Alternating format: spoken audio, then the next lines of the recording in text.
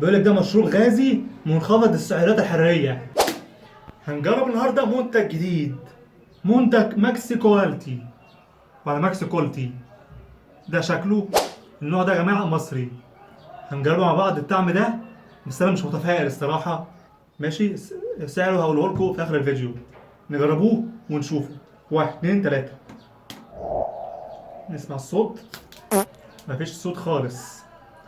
انا مش متفائل يا جماعه، ربنا يستر. انا مش متفائل. نصبه. بص الفز بتاعه، الستيم ابن لذينه. نشوف. عصير برسيم.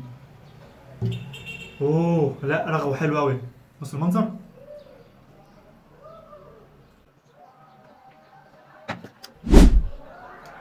طعمه يا جماعه زي الكراميلا كده، زي البونبوني.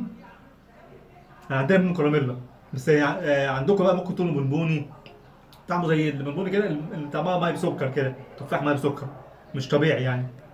يعني شغال حلو جدا. اللي يعجبهم الاطفال ممكن يشربوه، احسن من المنتجات التانية. ده منتج مصري يا جماعه، وسعره على قد الايد بس كده.